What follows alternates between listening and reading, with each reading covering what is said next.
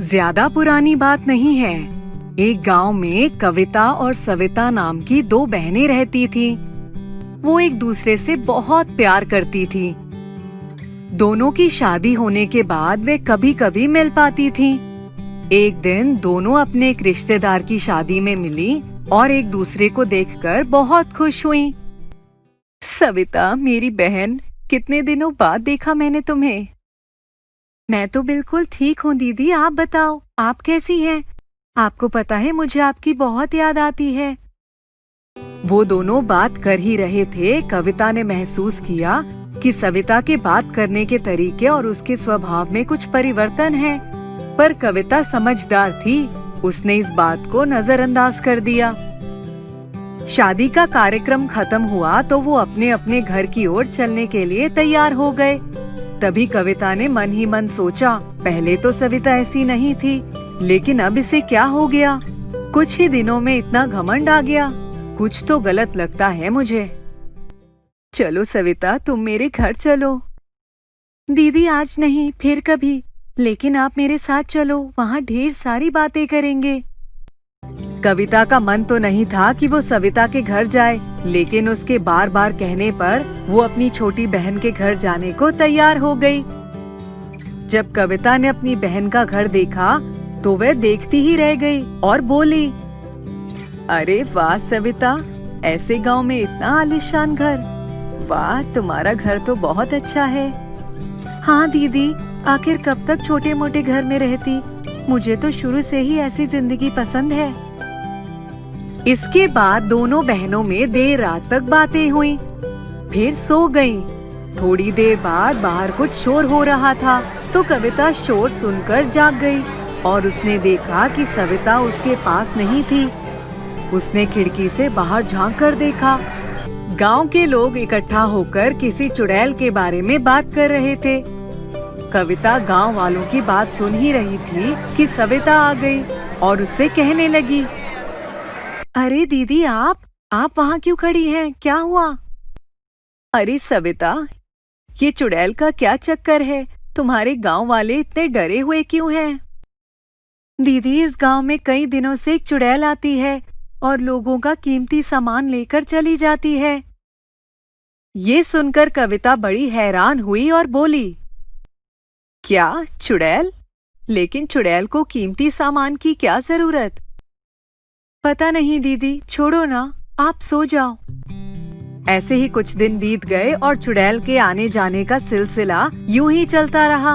पर कविता को एक बात समझ नहीं आ रही थी कि जब चुड़ैल का शोर होता है और कविता सोकर उठती है तो सविता उसके पास नहीं होती थी।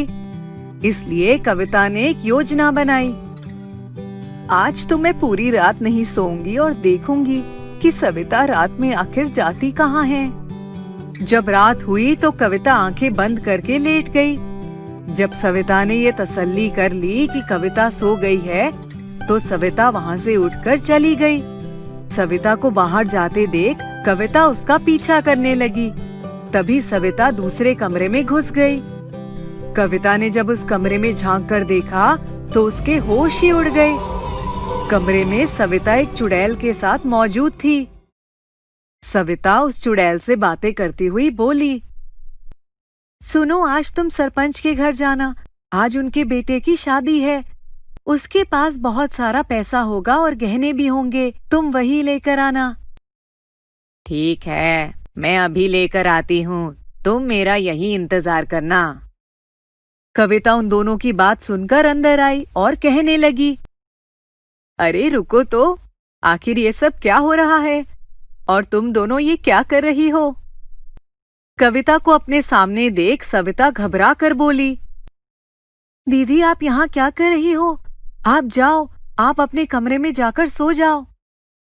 तो तुम इस चुड़ैल के साथ मिलकर गांव वालों को परेशान करती हो। क्यों, सही कहा ना मैंने? इसी तरह चोरी करके ऐशो आराम की जिंदगी बिता रही हो और मुझसे बोल रही हो कि मैं सो जाऊं। आज मैं इस चुड़ैल को मार ही दूंगी।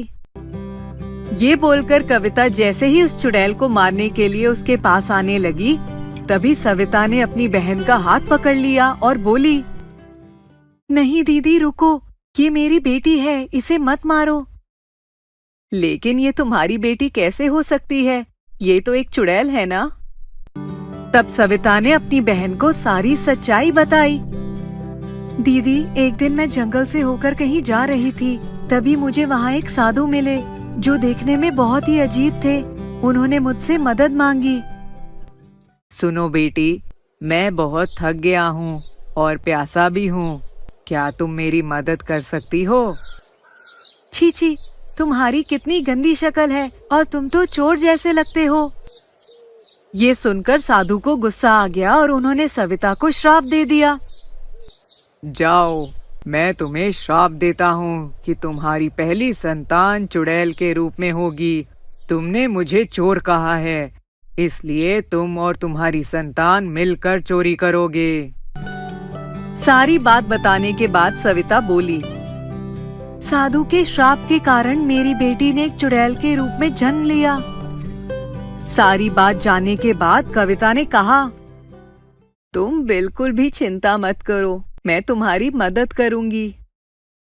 ये बोलकर कविता घर से बाहर चली गई और एक साधु को बुला कर लाई और सारी बात बताई।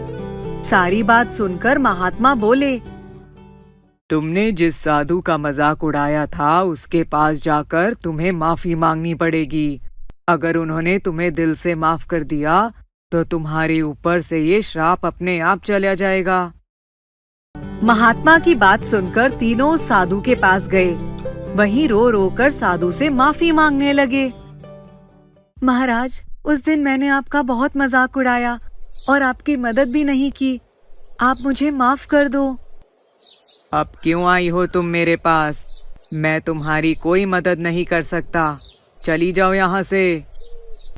साधु की बात सुनकर चुड़ैल बोली, साधु जी, आपका अपमान मेरी माँ ने किया था, इसमें मेरी क्या गलती है जो मुझे एक चुड़ैल के रूप में जन्म लेना पड़ा। कृपया आप मुझे और मेरी माँ को माफ कर दीजिए। चुड़ैल के बार बार ऐसा कहने पर साधु का दिल पिघल गया और उन्होंने उन दोनों को माफ कर दिया। जाओ, मैं तुम्हें माफ करता हूँ और श्राप से मुक्त करता हूँ। ये बोलकर साधु ने आंख बंद करके कुछ मंत्र पढ़े। कुछ देर में देखते ही देखते वो भयानक चुड़ैल एक सुंदर लड़की के रूप में बदल जाती है। ये देखकर सविता और कविता खुश हुए और दोनों ने उसे गले लगा लिया। हमें कभी भी घमंड नहीं करना चाहिए और ना ही किसी का मजाक उड़ाना चाहिए।